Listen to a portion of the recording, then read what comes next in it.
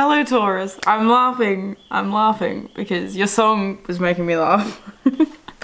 Welcome, Taurus Sun, Taurus Rising, as well as progressed Taurus Suns and progressed Taurus Risings. This is your weekly horoscope for Monday, the 10th of June through to Sunday, the 16th of June. My loves, we are starting off this week with a major bang. The chart that I have showing for you is not the chart that I'm talking about. This is the chart for the Sun and Mercury Cazimi. Sun and Mercury Cazimi that is happening on Friday. But essentially, the chart that I'm talking about is moving into Monday. We have a huge T-square with Pluto, with the moon, and with Mars. Now, the fact that I even just got interrupted is a testament, I think, to things feeling noisy to you guys, things feeling a bit loud, things feeling a little bit just, you know, I don't know if maybe your environment is feeling like it's a place that you can really settle into.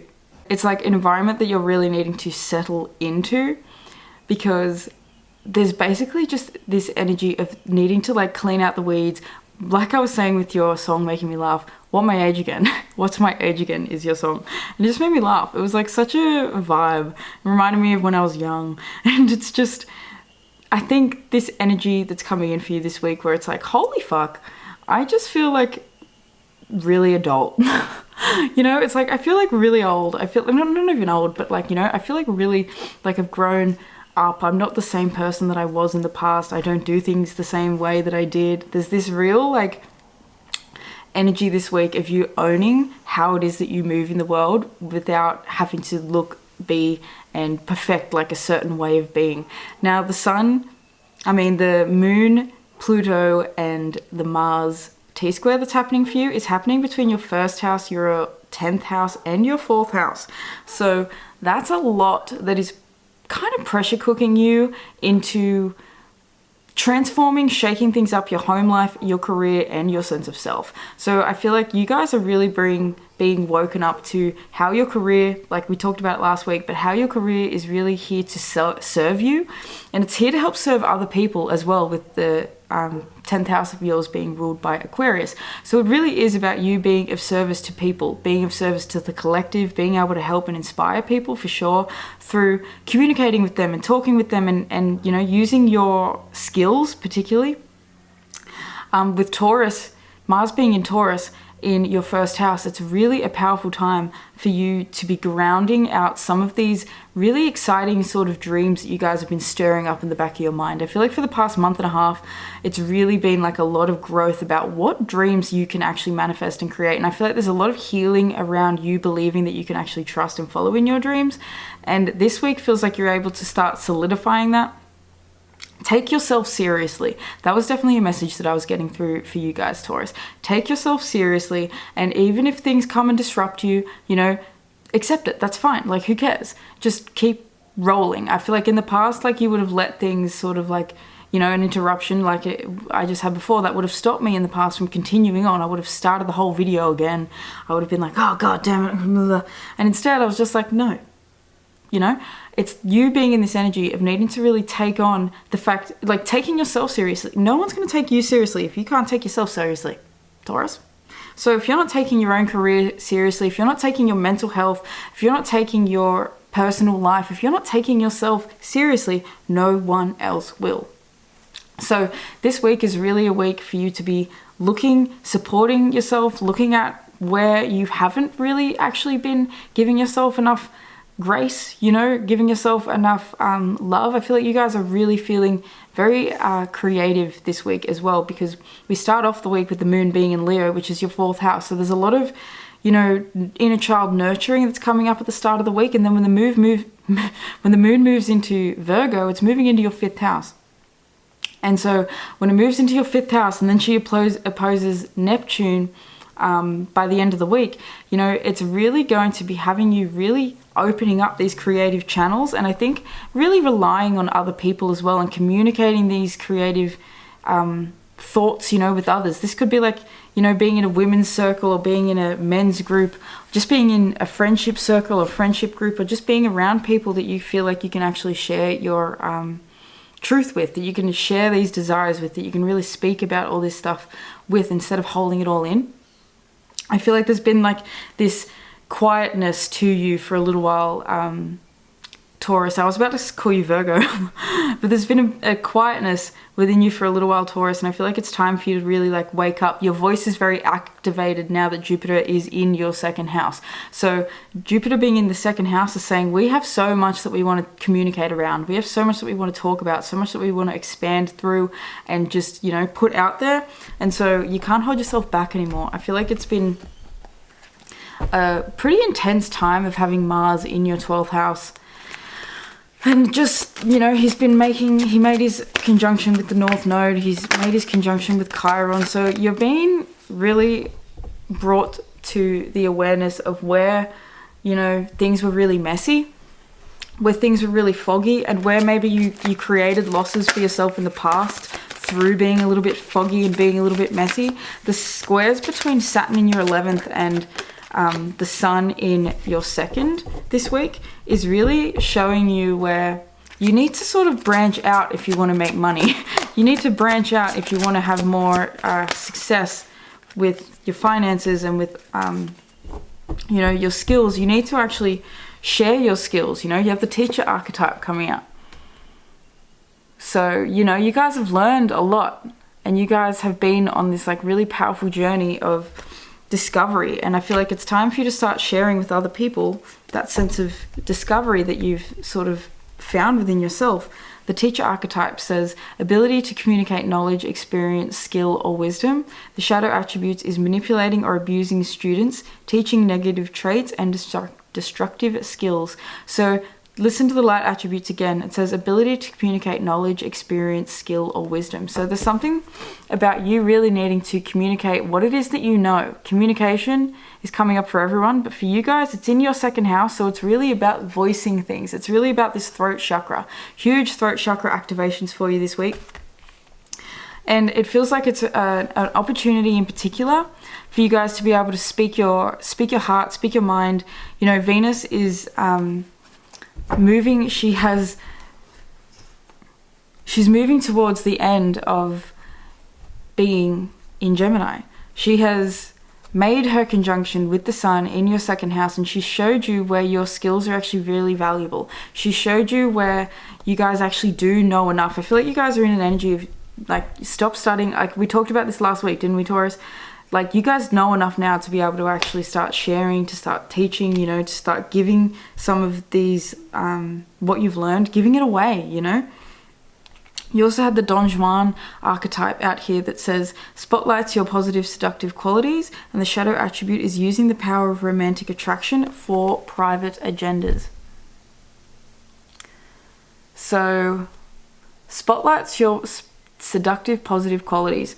It's really about you seeing where you have this ability to really, you know, draw people in. People love reading what it is that you have to write. People love hearing what it is that you have to say. People love looking at your art. People are drawn to you. So you need to utilize this energy and teach and start showing and sharing with other people and connecting with other people what it is that you have to offer. You know, this God archetype says benevolence and compassion, recognizing the eternal force within yourself and others. Shadow attributes is despotism and cruelty, using power to control people. So it really is about being in a trustworthy energy with you and the divine. It says benevolence and compassion. So compassion, not only for yourself, but for the people that you are here to serve. Recognizing the eternal force within yourself and others. So, you know, recognizing that we all have issues and that we all have, you know, self-worth issues, particularly with the Sun and Mercury making his Cazimi in your 2nd house. It's a highlighting and it's a seeing of where we haven't been even maybe aware of our own issues, our own self-worth issues, and how that was holding us back. Maybe we weren't taking enough care of ourselves, you know.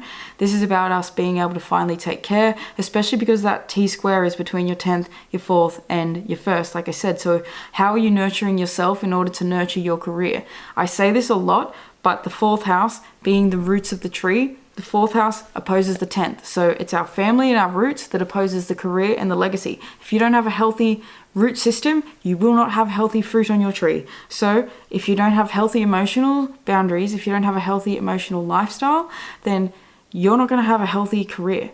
It's just as simple as that. And that comes down to, with the square being with Mars, it's about you putting one foot in front of the other, and really getting passionate and excited and motivated about what you particularly have to offer. It's not about what everyone else in your field's doing, or the people that are doing similar things to you. It doesn't matter what they're doing. What are you doing? You know, what is the change that you're here to make? We have the Empress coming out with the Sun, oh my fucking God, and the Magician. So wow, what a week for you. This is a really positive week for you, Taurus. You guys are in creation energy. Creation station. It's just like time to get it done.